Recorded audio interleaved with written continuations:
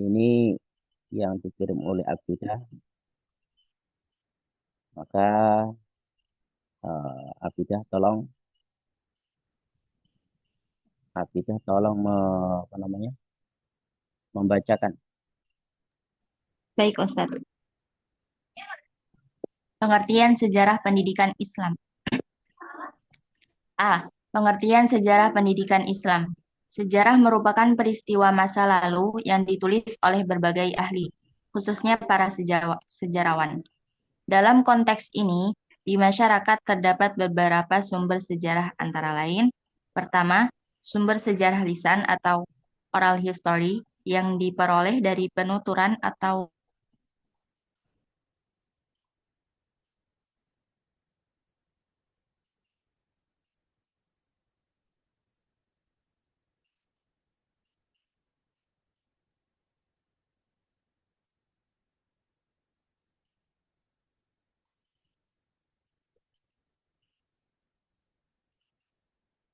Kok suaranya menghilang?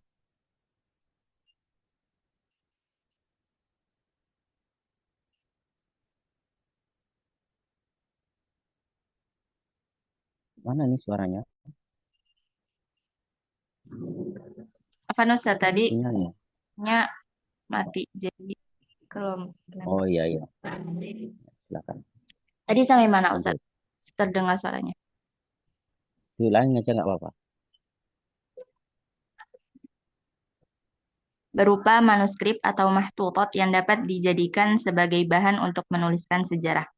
Dalam hal ini kemudian melahirkan cabang ilmu filologi.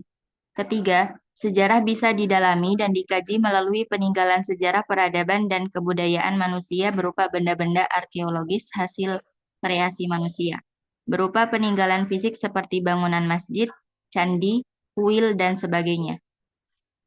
Sedangkan sejarah sebagai disiplin ilmu mempunyai materi dan metodologi sendiri yang dapat diuji secara ilmiah dengan menggunakan pendekatan saintifik. Secara etimologis, sejarah dalam bahasa Arab sepadan dengan kata al-tarikh yang berarti ketentuan masa.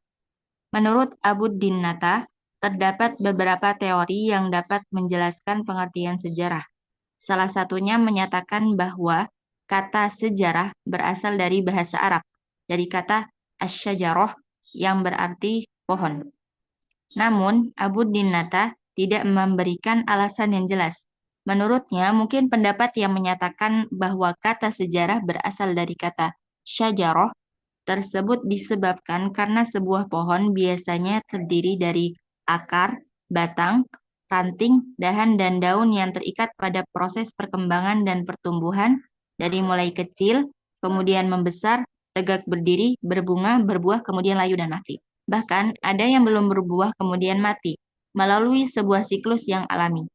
Dalam konteks ini, sejarah juga mengalami dinamika atau siklus sebagaimana perkembangan pohon tersebut. Sejarah terkadang dimulai dari peristiwa kecil, kemudian berkembang menjadi peristiwa besar, yang kemudian menjadi kejadian atau peristiwa sejarah yang monumental. Dan terkadang seiring perkembangan waktu kemudian orang melupakan sejarah yang pernah ada. Dalam sejarah munculnya sebuah kerajaan atau dinasti misalnya.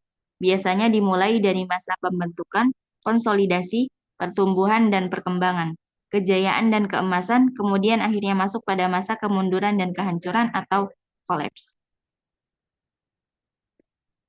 Presiden pertama RI, Insinyur Insinyur Haji Soekarno pernah berkata, jas merah atau jangan sampai melupakan sejarah. Hal ini mengindikasi bahwa sejarah sangat penting untuk dipelajari guna mengetahui segala akar sesuatu, termasuk asal-usul suatu bangsa serta suatu negara, dan bahkan asal-usul manusia pada umumnya. Ada adigium yang menyatakan bahwa sejarah tergantung dari siapa yang menuliskan sejarah itu sendiri. Artinya bahwa sejarah juga dipengaruhi oleh kepentingan subjektif penulis sejarah. Meskipun ini tentunya tidak mengurangi nilai objektivitas sejarah sebagai sebuah disiplin ilmu. Hal ini juga diakui oleh Sayyid Qutb dalam bukunya Konsepsi Sejarah konsepsi sejarah dalam Islam. Sebagaimana dikutip oleh Rama Yulis, beliau menyatakan bahwa sejarah bukanlah peristiwa, melainkan penafsiran terhadap peristiwa-peristiwa dan pengertian mengenai hubungan-hubungan nyata dan tidak nyata yang menjalin seluruh bagian serta memberikan dinamisme dalam waktu dan tempat. Namun demikian, dalam realitasnya, sejarah adalah sains conjectural, atau ilmu pengetahuan dugaan. Dalam arti kebenaran sejarah tidak seperti kebenaran ilmu eksperimental. Sejarah selalu mengandung unsur subjektif dari penulisnya, sedangkan matematika dan ilmu eksperimental mengandung kepastian yang sangat besar. Dengan demikian sebenarnya penulis sejarah membutuhkan fakta dan data yang masih harus diinterpretasi dan dianalisis lebih mendalam. Dan ini memberikan peluang dalam melakukan penafsiran sejarah dari sudut pandang yang berbeda-beda oleh setiap penulis sejarah atau sejarawan. Lanjut, Ustadz.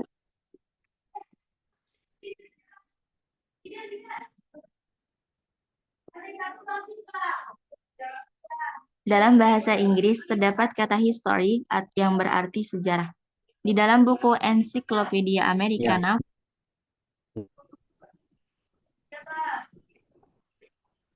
Afan bagaimana, Ustaz? Ya, lanjut. Iya. Volume 14, sejarah diartikan Panjang ya? Bentar. Udah. Udah, Nak. Ya, baik, Ustaz. Ini kayaknya panjang ya. Sip. Silakan tunjuk teman satunya lagi. Nabila, Ustaz.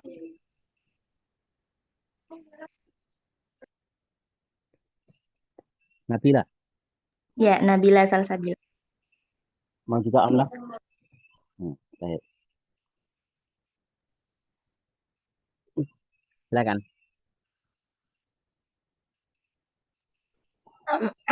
Nah, Ustaz, sebentar. Diulang dari dalam bahasa Inggris ya, Ustaz? Ya, dari situ ya tadi ya. Nah, dalam bahasa Inggris terdapat kata history yang berarti sejarah. Di dalam buku Ensiklopedia Amerika, Vol 14, sejarah diartikan sebagai the past experience of mankind, pengalaman masa lampau umat manusia. Kata al-tarikh dalam bahasa Arab juga digunakan untuk penghitungan tahun atau periode, seperti mengenai perhitungan tahun sebelum dan sesudah tarikh Masehi. Sedangkan ilmu tarikh, ilmu sejarah diartikan sebagai suatu pengetahuan yang berguna untuk mengetahui keadaan-keadaan atau kejadian-kejadian yang telah lampau ataupun yang sedang terjadi di kalangan umat manusia.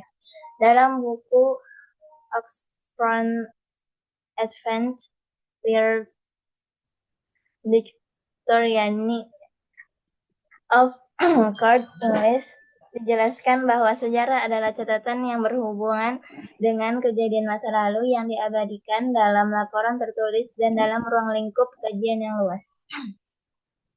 Kemudian sebagai cabang ilmu pengetahuan, sejarah berupaya mengungkap peristiwa-peristiwa masa silam, baik peristiwa sosial, politik, ekonomi, maupun agama dan budaya dari suatu bangsa, negara, atau dunia. Ada juga teori yang menyatakan bahwa sejarah berasal dari bahasa Yunani, dari kata historia, yang berarti ilmu. Kata historia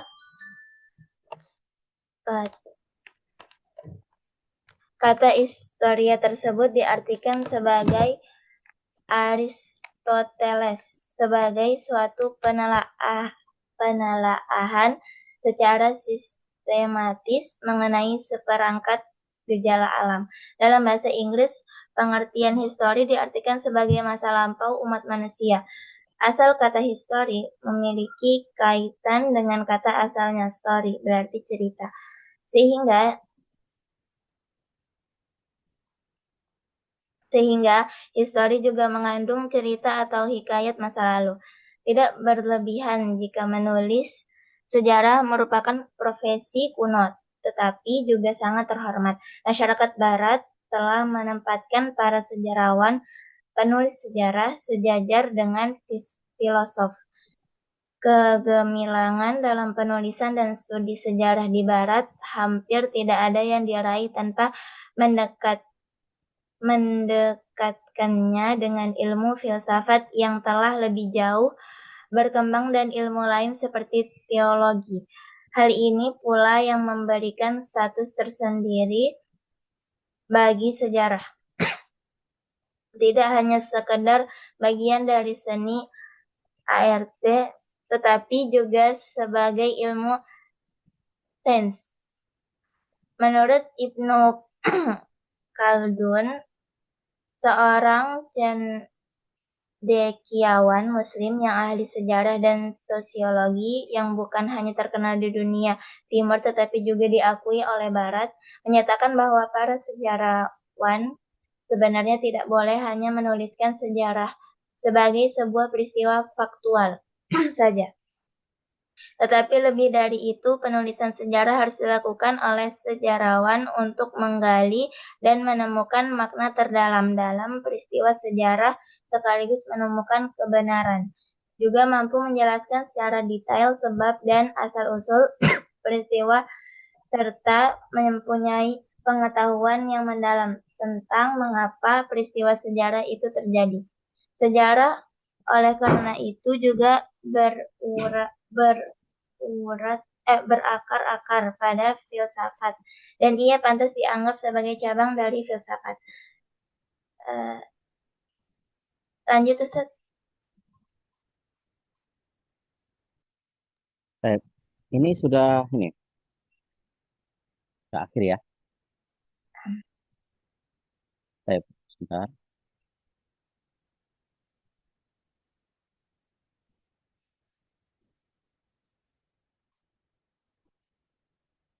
Saya mana tadi? Sekarang ini ya. Objek secara pendidikan ini. Sekarang dalam buku Kamus Umum Bahasa Indonesia, Ustaz. Dalam buku kamu. Ini sudah banyak ya tadi yang baca ya? Oh, Ya, belum. Tadi yang itu belum, Ustaz. Nggak apa-apa, nggak apa-apa. Sudah. Ya, Cukup nggak apa-apa. Baik, Silakan ditunjuk namanya yang lain. Silakan. Atika Rohma. Yang Ikhwan, yang Ikhwan. Oh, Ikhwan. Yang Ikhwan.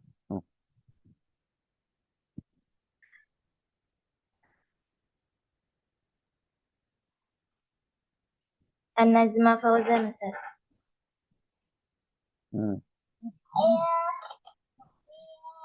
Yang Ikhwan tadi sudah ditunjuk siapa?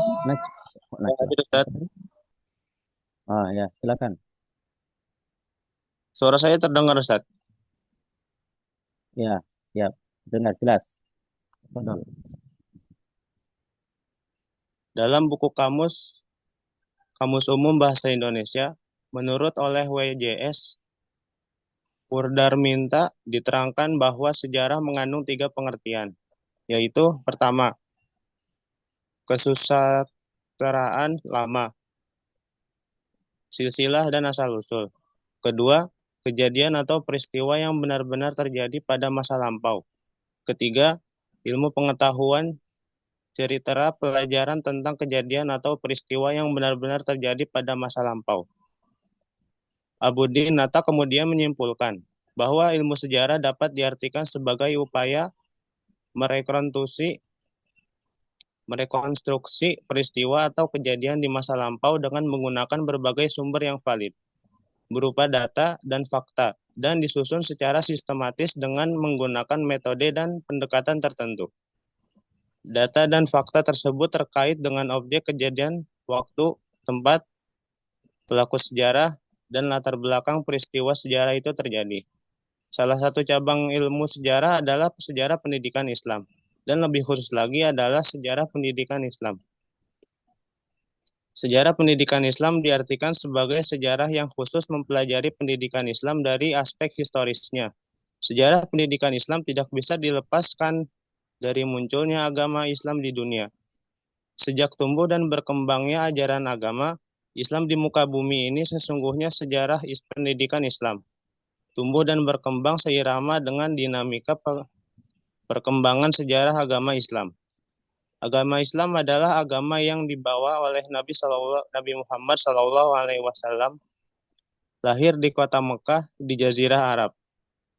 Maka sejarah pendidikan Islam pada periode awal berkaitan langsung dengan sejarah dakwah Nabi Muhammad SAW dalam menyebarkan ajaran agama Islam sesuai dengan Al-Quran dan Al-Hadis yang dimulai dari kota Mekah, kemudian Nabi hijrah ke Madinah. Di kedua kota, Mekah dan Madinah itu sebenarnya menjadi pusat agama Islam dan selalu terkait dengan sejarah Islam dalam segala aspeknya, seperti peradaban, budaya, tasawuf, hukum, tafsir, hadis, filsafat, dan sebagainya, termasuk sejarah pendidikan Islam. Sejarah pendidikan Islam atau Tarikh At-Tarbiyat Al-Islamiyah didefinisikan oleh Zuhairi DKK sebagai keterangan mengenai pertumbuhan dan perkembangannya pendidikan Islam dari waktu ke waktu sejak zaman lahirnya Islam sampai dengan sekarang. Menurut Zuhairi ini, sejarah pendidikan Islam juga didefinisikan sebagai cabang ilmu pengetahuan yang berhubungan dengan pertumbuhan dan perkembangan pendidikan Islam, baik segi ide dan konsepsi maupun segi institusi pendidikan Islam, maupun segi institusi dan operasionalisasi sejak zaman Nabi Muhammad SAW sampai sekarang. Secara sederhana dapat diartikan bahwa sejarah pendidikan Islam adalah ilmu pengetahuan yang berkaitan dengan pertumbuhan dan perkembangan pendidikan Islam dari masa ke masa atau dari periode ke periode, baik dari segi ide dan konsepsi yang dimulai sejak lahirnya agama Islam, yang diawali pada masa Rasulullah SAW sampai masa sekarang, atau disebut masa modern atau kontemporer. Dalam segala aspeknya, misalnya aspek politis, sosiologis, institusi atau kelembagaan, intelektualisme atau pemikiran yang berhubungan dengan pendidikan Islam. Ini lanjut Ustaz, sampai kelas, juga. kelas. Syukuran. Nah. Tapi ya wah jazakallahu jazak. Saya kita sedikit kasih review dari apa yang Antum sudah sampaikan tadi. Jadi wah sejarah itu ulama atau para ulamanya pendidikan ya. Arti dari kata sejarah itu sendiri. Antum nanti bisa lihat ya, antum juga bisa lihat mengulang kembali dari apa yang mereka sampaikan. Jadi intinya ya secara apa namanya? Mujmal secara global dikatakan di sini sejarah merupakan peristiwa masa lalu yang ditulis oleh berbagai ahli, tentu para sejarawan. Bukan sejarawan pakai H ya, tapi sejarawan. Nama lain dari apa? Ahli sejarah. Dan ini sejarah itu bisa disampaikan dengan lisan, dengan apa namanya? Mulut, dari mulut ke mulut maksudnya disampaikannya. Tapi terkadang sejarah itu juga ditulis dengan tulisan, disampaikan dengan tulisan. Yang mana peristiwa ini terkadang bisa ditulis tergantung orangnya. Sejarah itu sebenarnya adalah objektif ya Iqbal. Sejarah itu sebenarnya objek dari penulis. Namun terkadang sejarah itu ya bisa subjektif. Ada yang tahu mana subjektif itu di sini? Apa itu artinya subjektif? Sesuai pendapat pribadi, pandangan pribadi Ustaz. Ya, baik, tuntas. Jadi betul ya. Jadi sesuai dengan pandangan pribadi. Dan terkadang juga sejarah itu ada muatan-muatan atau tendensi-tendensi yang diinginkan oleh penulis itu sendiri. Makanya kadang ada sejarah, nanti ada juga ada distorsi sejarah. Apa distorsi sejarah ya, Eko?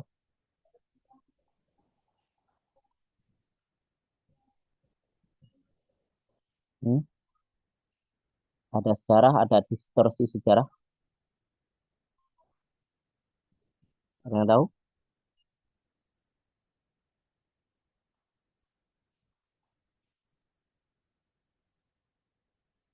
Distorsi sejarah itu artinya penyimpangan sejarah ya, Eko. Ya, penyimpangan sejarah. Kayak di negara kita itu dulu kan ada peristiwa G13 PKI, ya toh? Dianggap apa yang ditonton di dalam film-film itu adalah sejarah yang tidak benar, ada distorsi sejarah. Kata siapa? Orang-orang PKI. Kita ini korban, kata orang PKI. Padahal realitanya di lapangan justru para jenderal-jenderal ya, dan para kaum muslimin itu yang justru jadi korban. Kita, itulah. Nanti tergantung dari sudut mana orang menilai. Kadang sesuai dengan realita, kadang ada tendensi dari penulis yang tujuannya apa? Melakukan distorsi sejarah, penyimpangan sejarah. Maka di Indonesia itu banyak sekali ya. Di Indonesia itu banyak sekali. Antum nanti kalau mau tahu sejarah, silakan dibaca kitabnya Api Sejarah. Ya, Api Sejarah bukunya apa ya? Ada yang pernah tahu? Api Sejarah. Di situ banyak sejarah-sejarah Indonesia yang disimpangkan, yang ada distorsinya. Ya. Kalau antum lihat mata uang Indonesia itu dulu ada bahasa tulisan Jawanya, ada tulisan bahasa Arabnya, sekarang tidak ada. Kemudian nama-nama pahlawan itu ada yang diklaim seperti Patimura, katanya lah ya, katanya. Patimura itu adalah apa? Orang Islam.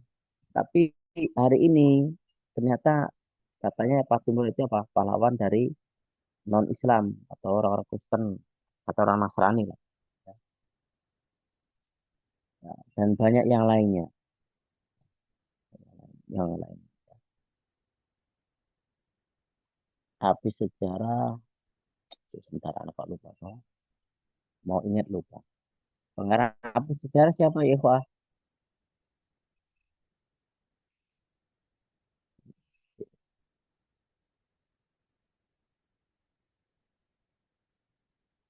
Mansur Surya Negara, Ustaz. Oh iya, Ustadz siapa? Mansur Surya Negara. Ahmad Mansur, Ahmad ya, ada Ahmadnya ya. Ahmad Mansur Ya, Surya Ahmad Negara. Mansur. Ini beliau punya buku. Uh, beliau ini punya buku Api Sejarah ya. Bagus ini bukunya bestseller. Ya. Anak dulu mau beli cuma masih mahal ya. Dulu itu waktu kita ada acara bedah buku ya di Puncak Bogor, masih ingat waktu itu. Padahal anak nggak bisa beli ya. Harganya ratusan ribu ya. Jadi bagus ya. Ada Api Sejarah satu, Api Sejarah dua. Ya. Bagus ya. Untuk bisa baca nanti. Tapi beli aja ya. Ini ditulis oleh pakar sejarawan asli ya. Pakar sejarawan asli. Jadi seorang memang punya kemampuan yang bagus ya dalam sisi ini. Ya. Karena banyak distorsi sejarah yang ada di Indonesia itu beliau bongkar. Ya. Baik, kita kembali ke pembahasan. Jadi sejarah itu ya, ikhwah, ya, cerita masa lalu yang cerita ini bisa disampaikan dengan lisan, bisa dengan tulisan. Ya. Di sini tadi disampaikan dengan apa? Secara lisan oral history, ya. Yang mana ini merupakan apa? Ada juga dengan tulisan ya, mengungkap kembali peristiwa-peristiwa masa lalu yang hari ini hal itu dulu adalah apa? Sesuatu yang bisa jadi real terjadi ya, atau bisa berupa dugaan-dugaan. Tentu dengan mendatangkan bukti-bukti yang bisa memperkuat dugaan itu ya. Seperti apa namanya, kalau kisah para nabi rasul itu pasti terjadi, cuma masalah kadang settingnya, tempatnya, pada usia sekian di sini, lokasinya di sini, jam sekian begini, nah itu kan. Tapi kalau realitanya benar-benar terjadi.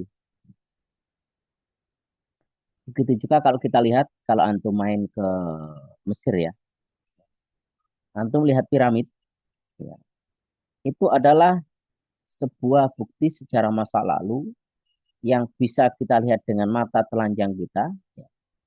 Tapi cerita di balik itu kita butuh informasi, baik itu berupa tulisan dari orang-orang yang mendengarkan cerita itu dari masa lalu, atau dari tulisan-tulisan sejarawan yang memang mengeksplor apa yang ada di balik apa namanya piramid tersebut.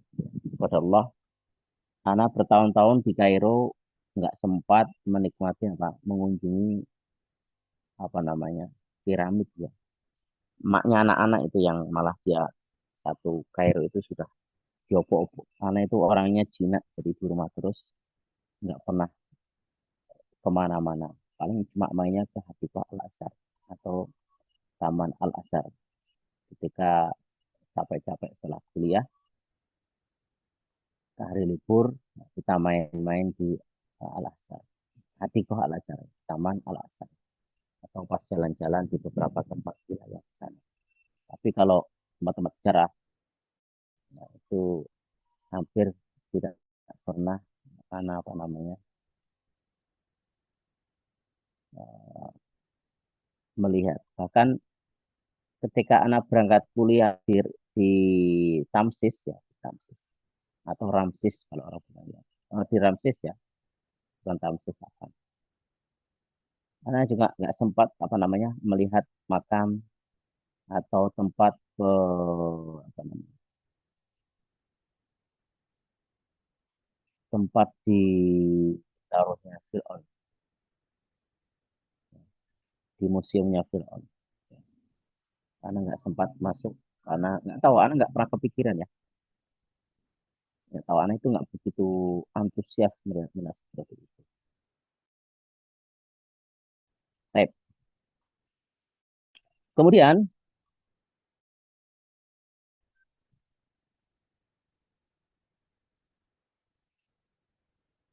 tadi juga disampaikan bahwasanya tulisan itu bisa ditulis dengan atau ditulis pakai kayu ya dulu ya, kulit kayu atau kulit binatang atau hewan atau daun lontar atau sebagainya. Kalau dulu itu apa? Kalau di masa Nabi ya, ketika itu ditulis di atas tulang-tulang ya, ditulis dengan apa? Apa namanya itu? Kain-kain kain-kain yang ini ya, yang memang bisa untuk menulis ya.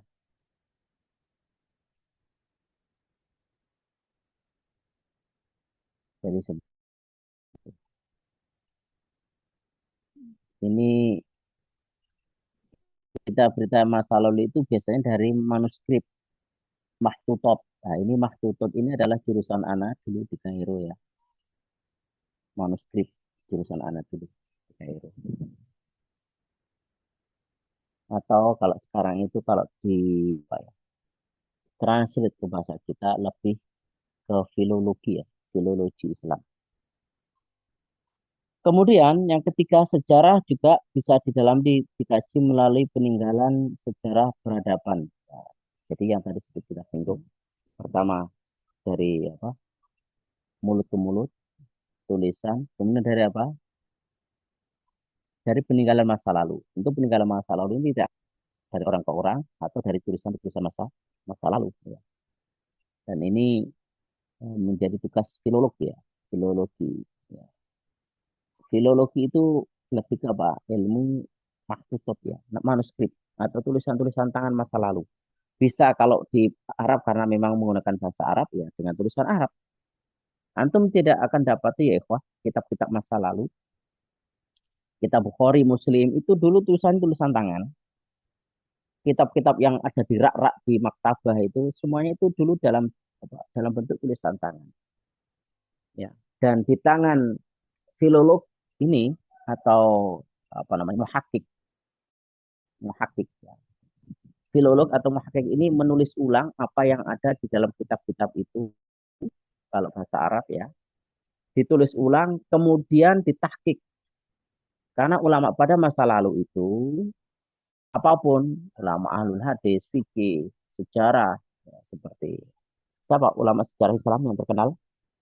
Hmm, Siapa ikhwah? Hmm? Apa Ustadz pertanyaannya? Apa? Adz-Dzahabi, Ustaz. Ada yang tahu? Imam Adz-Dzahabi. Salah satunya. Ulama sejarah. Imam Zahabi. Salah satunya. Apa kitabnya yang terkenal? Ulama Islam sejarah. Hmm? Imam Zahabi ya sebagian.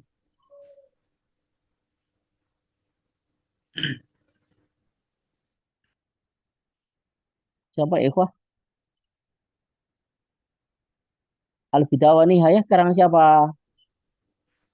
Ibnu Katsir. Al- ah, Al-Imam Ibnu Katsir. Nah, dia juga seorang mu'arif ya. Kalau bahasa Arab itu sejarawan itu namanya mu'arif. Dari kata tarikh ya. Ar-rahayu arifu. Ar-rahayu arifu ya. Tarikh. Mu'arif orangnya ya. Mu'arif. Nah, Imam Zahabi meskipun tidak keseluruhan ya. Kadang coba cuplikan-cuplikan secara masa lalu. Al-Imam Ibnu Khaldun. Ibnu Khaldun juga seorang sejarawan juga. Cuma dia lebih terkenal sebagai apa? Ahli apa? Sosiolog. Lebih ke sosiolognya. Sejarah apa? Sosial. Sosiolog.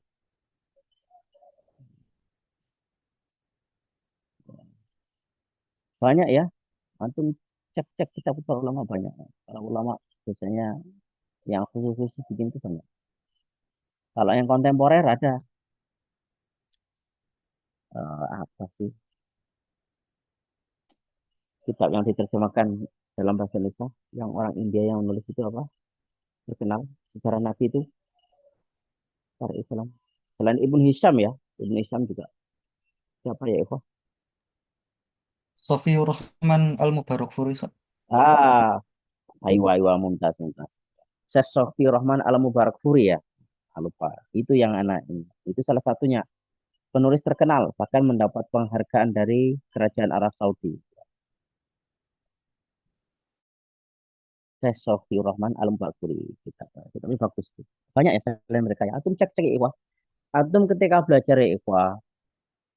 Antum melihat sejarah-sejarah yang berkaitan dengan apa namanya kejadian masa lalu dari para ulama. Ya, ulama Islam maksudnya ya. Sejarah-sejarah masa lalu tentang bagaimana apa namanya eh, sejarah Nabi atau kalau dalam bahasa kita apa sirah nabawiyah, terus kekhilafahan setelah Nabi yaitu apa Khulafaur Rasyidin, Daulah Abbasiyah, Daulah Umayyah, Umayyah dulu ya, Daulah Umayyah, Daulah Abbasiyah, Daulah Saljukiyah, Buaihiyah, kemudian Daulah Utsmaniyah juga, kemudian Daulah Ahmad, Daulah Al-Andalusiyah, ya, Daulah Muawiyah yang di Eropa, kemudian Daulah Mamluk, kemudian juga apa ya lupa mana ya akan lupa. Antum juga sejarah yang sekarang itu belum terungkap itu sejarah Islam di Cina ya Pak. Antum lihat nanti ketika belajar di Cina itu ada daulah Islam yang dulu ya berasal dari keluarga kerajaan Mongolia dari Kubilai Khan gitu ya. Nanti di antara mereka, klan mereka, kurang mereka itu ada yang masuk Islam sehingga pernah terjadi perang saudara di antara mereka. Itulah yang menjadi salah satu cikal bakal bagaimana Islam sampai ke Cina. Ya. Kalau hadis utulubul ilma walau bisin itu hadis palsu ya. Bagaimana ada riwayat bahwasanya saat siapa? Saat bin Waqqas ya, yang katanya meninggal di Cina ya. Wallah alam ya. Antum cek-cek ya, banyak sejarah-sejarah Islam yang ditinggalkan oleh daulah Islamiyah di Cina, juga daulah Islam yang ada di Asia Tengah. Kalau sekarang di Biladuma Waro'an Nahar, atau negeri-negeri yang di belakang sungai, sungai Shihun wa Jihun. Nah, seperti kalau dalam bahasa kita itu yang negaranya Tantan, Rajasthan, Uzbekistan, Kyrgyzstan, Dagestan, Bosnia, Herzegovina, Samarkand, tempatnya Imam Bukhari juga. Dulu itu Islam sudah sampai ke sana. Ya. Makanya kalau Anda melihat Imam Bukhari itu, walau alam ya, yang Anda tahu, beliau ini adalah orang Eropa, walau alam ya, atau mungkin orang Arab yang memang tinggal di Eropa, saya rasa. Ya, walau alam ya. Yang jelas beliau lahir besar di sana, di Eropa yang dulu di bawah Uni Soviet, kemudian di bawah Rusia. Soviet waktu itu masih dipegang oleh Mikhail Gorbachev, kemudian pecah menjadi Rusia, dipimpin oleh Presiden Boris Yeltsin. Kalau sekarang Vladimir Putin ya. Tapi dan jadi peninggalan-peninggalan masa lalu itu adalah sebuah cerita, tanda kutip ya, cerita yang bisu. Ada bukti sejarahnya,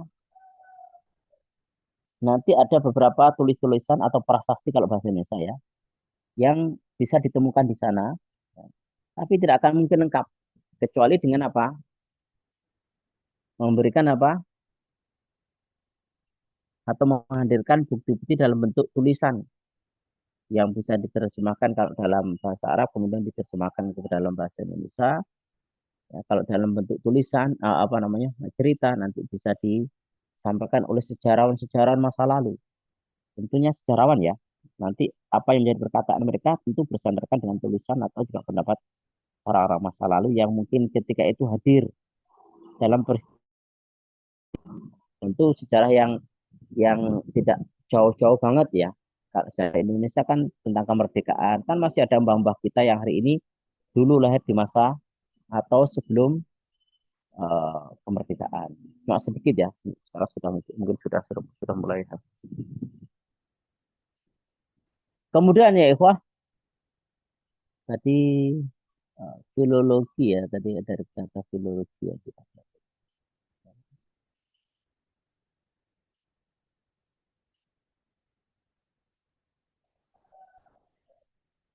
Tep. Di sini disampaikan ada yang mengatakan bahasa Arab dari kata at-tarikh, memang dari at-tarikh, ada yang mengatakan dari kata sejarahnya dari kata sejarah. Karena sejarah itu artinya pohon kan. Kan di sana ada cabang, ada daun, ada ranting, ada akar yang merupakan fondasi dari peristiwa itu. Wallah alam ya. Ini adalah cocok logi ya. Cuma betul tidaknya wallah alam karena kita nggak tahu. Makanya kita harus menggali dari apa namanya awal.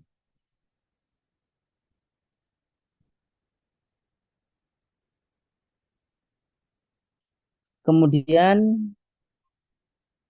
di antara tokoh-tokoh itu ada presiden kita dulu Pak Karno juga pernah mengatakan jas merah jangan pernah melupakan sejarah. Itu terkenal ya sampai hari ini ya. Kemudian juga ungkapan dari apa Said Kutub. Beliau itu seorang uh, ketua gerakan Ikhwanul Muslimin kalau tidak salah ya di Mesir ya di Mesir. Beliau terpengaruh oleh pemikiran Muhammad Abduh kalau nggak salah. Beliau bagus di satu sisi, cuma di sisi lain banyak kritikan terhadap beliau yang disampaikan oleh para ulama. Rahimahullah ta'ala. Kemudian juga yang disampaikan oleh para filsafat Islam, filsafat yang lain ya, terlepas itu Islam atau bukan, seperti di sini kan disampaikan disebut nama Socrates. Anda tahu Socrates itu tidak ya, Pak? Socrates, hmm? Tahu Socrates enggak? Kurang tahu, Ustaz. Nggak tahu, Ustaz. Pernah dengar, Ustaz. Enggak pernah kenalan? Oh, ya orang kenalan harus Socrates. Socrates itu bapak filsafat ya yang terkenal termasuk muasis ya dari Yunan. Saya ingat anak dari Yunani ya. Kalau anak salah rujuk ya.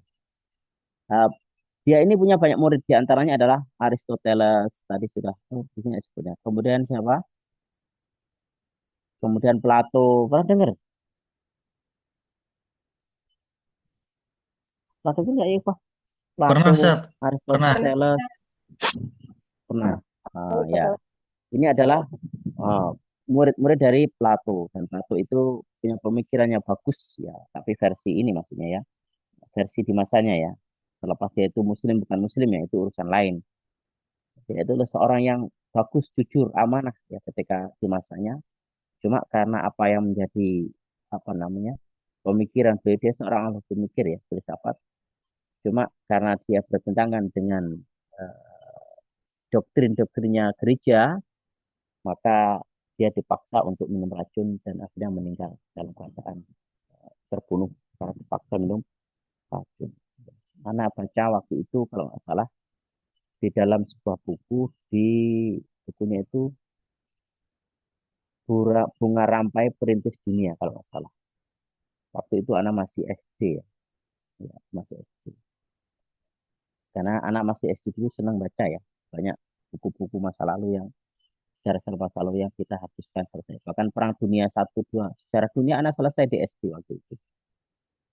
Alhamdulillah. Seingat anak seperti itu. Walau alam. Kalau anak salah. Tapi ikhwah, jadi kurang lebih seperti itu ya ikhwah, gambaran tentang apa namanya sejarah itu sendiri. Yang mana kalau kita mau menengok bahwasanya sejarah ya, itu terbagi di beberapa apa namanya pembagian beberapa sisi. Ada sejarah Islam, ada sejarah Kristen, ada sejarah Nasrani. Intinya semua mengerucut dari kata sejarah, tentu dengan versinya masing-masing. Tadi dikatakan sejarah itu terkadang apa, ada muatan subjektif, artinya apa, ada tendensi tertentu dari penulisnya, atau memang kadang dia berusaha untuk ilmiah tapi berusaha untuk objektif, tetapi kadang apa, karena keterbatasan literatur yang dia punya sehingga apa, dia condong dengan apa yang menjadi hasil analisa dia. Kemudian ada keterkaitan sejarah pendidikan Islam, tentunya kalau dikaitkan dengan Islam, sejarah pendidikan Islam itu sebenarnya pendidikan yang mengerucut pada apa yang dibawa oleh Nabi Allah Sallallahu Alaihi Wasallam, yaitu apa, ajaran agama Islam, ya, sejarah bagaimana Islam itu muncul, dan tentu orang itu akan memberikan apa pandangan yang dimaksud sejarah Islam adalah apa yang berasal dari Nabi Nabi Muhammad tentunya ya, karena kata Islam itu ya, karena kata Islam itu identik dengan apa, Rasulullah Shallallahu Alaihi Wasallam. Padahal sebenarnya kalau kita mau jujur, Islam itu sebenarnya datang semenjak kapan? Masa Nabi Adam. Karena kata Islam itu dari kata apa ya Pak? Aslama yuslimu, Islaman muslimun. Artinya asal muslim Islam ya ikhwah. Apa artinya? Berserah diri. Hmm? Arti Islam ya ikhwah. Aywa mumtaz. Islam itu artinya berserah diri. Ketika kita berserah diri, itu artinya kita harus apa? Tunduk dan patuh. Tentu dengan apa? Dengan apa? Ajaran Islam. Kalau dia nggak tunduk dan patuh, meskipun dia mengaku Islam, berarti apa? Islamnya tidak kafah, masih ada pembangkangan di dalam dirinya. Ya itulah namanya manusia tidak ada yang sempurna. Dan pendapat-pendapat ulama sejarah yang lain berkaitan dengan ini tadi sudah kalian baca. Sedikit kita lanjutkan. Siapa yang mau membaca metode objek sejarah pendidikan Islam dan tujuan mempelajarinya? Anda tawarkan siapa? Ya, Ikhwah yang mau baca? Halo, Ustaz. Silakan, tafadhol. Eka ya, Ustaz. Sebentar. Ya,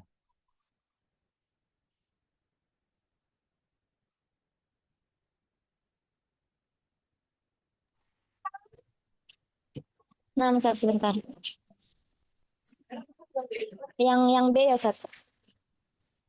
Ya, Objek sejarah pendidikan Islam dan tujuan mempelajarinya.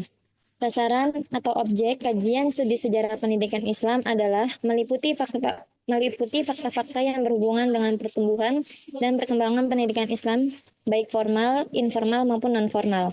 Dalam konteks yang lebih mendalam, objek sejarah pendidikan Islam sangat syarat dengan nilai-nilai agama, filosofis, psikologis, politis, dan sosiologis. Oleh sebab itu, perlu menempatkan objek dan sasaran sejarah pendidikan Islam itu secara utuh, menyeluruh dan mendasar. Objek kajian sejarah pendidikan Islam sangat luas cakupannya, menyangkut perkembangan kebudayaan, peradaban manusia dalam konteks perkembangan Islam melalui dakwah dan pendidikan. Juga memuat berbagai gagasan tokoh-tokoh tentang metode, aliran pendidikan, dan pertumbuhan lembaga-lembaga pendidikan di seluruh penjuru dunia. Tujuan studi sejarah pendidikan Islam pada tataran praktis dapat dipetakan dalam beberapa aspek. Pertama, untuk memperdalam pemahaman historis Islam yang lebih objektif dan disertai pendekatan atau pengkajian yang ilmiah tentang segi-segi perkembangan pendidikan Islam sejak agama itu lahir hingga masa kontemporer. Kedua, untuk menganalisis berbagai faktor-faktor pendukung kemajuan pendidikan Islam dari periode historis peradaban umat Islam, serta hal-hal yang menghambat kemajuan pendidikan umat Islam pada periode tersebut. Ketiga, sejarah dijadikan sebagai pelajaran bagi generasi penerus perjuangan Islam untuk memperhatikan pentingnya pendidikan sebagai salah satu wahana yang menentukan bagi kemajuan peradaban dan kebudayaan Islam. Lanjut atau gimana, Sat? Yang C.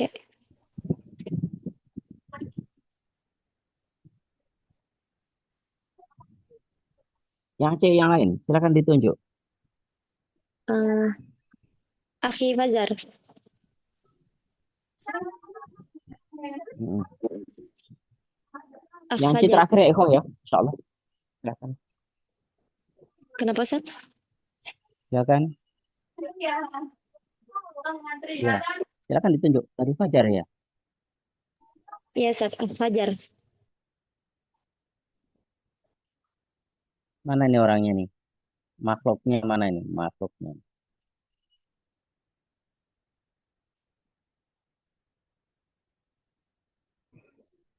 Baik, sambil menunggu ya, Fajar ya. Type objek sejarah pendidikan Islam dan tujuan mempelajarinya. Objek kajian studi sejarah Islam adalah meliputi fakta-fakta yang berkaitan dengan pertumbuhan dan perkembangan pendidikan, berarti awal muncul ya. Kemudian bagaimana proses perkembangannya ya. Baik itu secara formal atau informal ya. Atau sesuatu yang memang benar-benar ada ketika itu atau dalam bentuk apa perkembangan yang tidak resmi ya. Nah, dalam konteks yang lebih jauh, jadi objek pendidikan Islam ini ya, tadi sudah kita sampaikan di awal, tidak hanya dilihat dari sisi nilai-nilai apa pendidikan Islam ya, tidak hanya dilihat dari sisi apa nilai agama, tapi juga dari sisi filosofisnya, psikologisnya, politisnya, dan sosiologinya ya.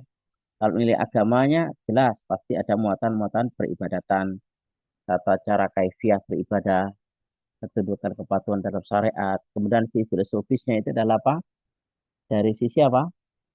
Apa yang bisa diambil dari apa yang bisa diambil dari ajaran tersebut dari sisi apa? Ajaran-ajarannya yang luhur, ya, konsep-konsep yang muncul di dalam Islam itu bagaimana? Ya. Kemudian dari sisi psikologis, ya, dari sisi apa? Psikis kejiwaan. Ketika seseorang itu ya, sudah menjadi seorang Muslim dengan pendidikan yang mereka berikan, nanti dampak yang dihasilkan secara psikisnya bagaimana? Apakah mereka akan menjadi pembangkang kepada Allah? Apakah dia semakin baik dari sisi apa hubungan dia dengan Allah, hubungan dengan manusia, ya, dan seterusnya. Politis tentunya, politis ya. Apakah dengan pemerintahan yang diajarkan dalam pemerintahan Islam itu akan semakin baik di masyarakat atau semakin jelek? Itu pasti akan ada. Karena kita lihat ya Ikhwah, negara yang berhukum dengan hukum Allah itu pasti apa? Di dalam naungan Allah Subhanahu wa taala. Karena apa? Pasti ada kebaikan. Karena apa Allah mengatakan syaitonir rajim wa man lam yahkum bima anzalallahu fa ulaika humul, kalau enggak kafirun fasikun zalimun, pasti dari umat secara politis. Kemudian sosiologi kemasyarakatan, sosiologis itu kemasyarakatan. Bagaimana interaksi atau hablum minan nasnya secara manusia itu akan semakin baik atau buruk. Nah, kita lihat dalam sejarah hanya Islam lah yang bisa memberikan toleransi yang besar. Bagaimana mereka bermuamalah tidak hanya dengan sesama kaum muslimin, ya. Bagaimana ketika kaum muslimin itu berinteraksi sosial dengan tetangga. Bahkan dikatakan, "Man kana yu'minu billahi wal yaumil akhir falyukrim jarahu." Jar. Dengan tamu falyukrim nah daifahu itu. Kemudian dengan kaum muslimin banyak innamal mu'mina ikhwah fa aslihu bainahuma, dan banyak yang lain ya. Intinya secara apapun Islam itu tidak datang kecuali memberikan apa? Kesempurnaan. Kenapa? Karena tidak ada yang tahu yang terbaik untuk manusia kecuali zat Allah yang apa? Membuat manusia itu. Tidak ada yang tahu yang terbaik untuk umat kecuali Allah yang menurunkan umat itu. Makanya seorang muslim mukmin harus sami'na wa ta'na dari apa yang disampaikan Allah Subhanahu wa taala. Terlepas dari sifat manusia yang banyak juga melakukan kesalahan karena al-insanu makhluk khata' wa nisyan. Baik. Tujuan pendidikan Islam adalah tataran praktis dapat dipetakan dalam beberapa aspek. Pertama, untuk memperdalam pemahaman historis sejarah ya. Historis Islam maksudnya sejarah Islam agar lebih objektif. Tentu untuk objektivitas. Kemudian disertai dengan pendekatan dan pengajian yang ilmiah tentang segi-segi perkembangan pendidikan Islam sejak agama Islam lahir hingga masa kontemporer. Kontemporer itu masa terkini ya, Eva. Masa terkini atau mu'asharah. Kedua, menganalisis beberapa faktor-faktor yang menjadi pendukung ya kemajuan pendidikan Islam dari periode historis peradaban umat Islam serta hal-hal yang menghambat pendidikan umat Islam pada periode tersebut. Ya. Karena Islam itu tentu ada perkembangannya yang sana perkembangan bisa cepat, lambat, atau hambatan-hambatan mengganggu perkembangan pendidikan Islam. Kemudian yang ketiga, itu?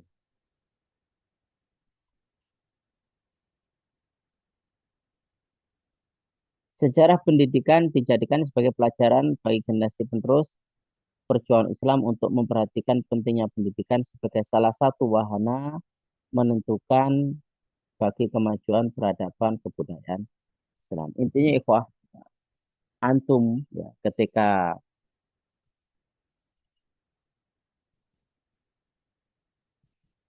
hidup ya, ketika kita ini hidup ya ikhwah, antum atau anak atau siapapun itu dalam sejarah pendidikan Islam itu tentunya akan dididik untuk menjadi generasi yang kafah, yang sempurna sebagai hamba Allah Subhanahu wa taala. Tapi dalam perjalanannya nanti ada beberapa faktor yang menjadikan pendidikan yang kita dapatkan itu ada di antara yang memiliki dominasi yang lebih panjang, lebih banyak. Jadi beberapa faktor yang mempengaruhi seseorang itu pola pikirnya, apa namanya, kecondongannya itu beberapa faktor ya Pak. Nanti antum bisa lihat ya. Pertama, seseorang itu akan terpengaruh dengan pertama bagaimana keluarga dia dibentuk oleh ayah ibunya. Jadi pendidikan pertama di keluarga itu ini yang menentukan itu yang pertama ini. Ya. Tetapi ini nanti bisa berubah karena pendidikan karakter seorang muslim itu tidak hanya di keluarga. Nanti juga bagaimana dia ketika berinteraksi sosial di masyarakat. Masyarakat model apa? Di mana mereka tinggal? Itu yang kedua. Yang ketiga, di mana tempat dia belajar? Lembaga formal resmi mana? Misalkan antum di Stigma atau SMA-nya di mana, ya. Itu yang akan mempunyai faktor karakteristik seorang muslim. Yang keempat, ini yang paling ya lebih dominan biasanya, kadang melebihi dari apa yang tiga tadi, itu apa? Siapa teman dia bergaul. Karena kadang orang itu dia lebih mampu terbuka untuk curhat kepada teman-teman dia daripada siapa? Teman bergaul dia lebih lebih lebih care dia daripada apa? Orang tuanya, lebih dari apa? Tempat dia belajar sama ustadz atau ustadzahnya atau masyarakatnya. Dia mungkin lebih tertutup dengan mereka. Tetapi dengan teman bergaulnya ini kadang lebih care, lebih bisa curhat, ya. Dan ini yang menjadikan apa namanya? Karakter seseorang itu akan berubah. Nah, ini bagian salah satu di antara pendidikan Islam yang harus kita pahami. Jadi 4 faktor ini faktor utama. Tapi di antara mereka, di antara 4 ini ada yang paling dominan adalah teman bergaul. Makanya Nabi sampai mengingatkan, baik ikhwah, almar'u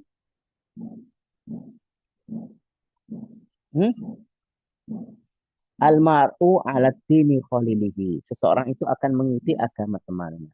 Secara dohir, agama adalah ya agama Islam.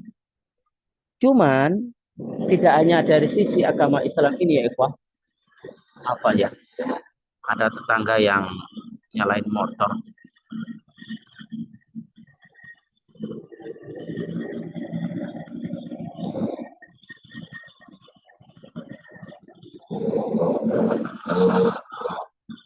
Baik. Jadi itu beberapa hal yang mempengaruhi karakter pendidikan seseorang. Antum nanti insya Allah bisa pelajari lebih lanjut. Tapi itu dulu aja ya ikhwah yang bisa kita simpulkan untuk pertemuan kita hari ini. Afan ya, ada orang menyalakan sensu kayaknya ya, bukan motor. Itu dulu ya ikhwah yang bisa kita sampaikan. Barakallahu fiikum jami'an. Insya Allah nanti jangan lupa ya untuk absensi. Ingat absensinya di list, ditulis namanya, nanti tolong dicentang ya. Semuanya dicentang kecuali kalau antum mau absensi baru apa? Dicentang maaf. Dikasih tanda silang semuanya ya. Jadi ditulis, Ana minta untuk Raisul Faslnya atau yang lain bisa membantu ya. Kemudian dicentang kalau antum hadir, kalau enggak hadir berarti tidak posisi tercentang. Berarti apa? Dikasih tanda silang. Itu dulu ya yang bisa kita sampaikan untuk pertemuan kita pagi hari ini. Barakallahu fiikum jami'an. Silakan baca doa kafaratul majelis. Subhanakallahumma wa bihamdika. Assalamualaikum warahmatullahi wabarakatuh. Waalaikumsalam warahmatullahi wabarakatuh. Jazakumullah khairan Ustaz. Jazakumullah khairan Wa Ustaz. yakum jazakumullah. Wa yakum jasa.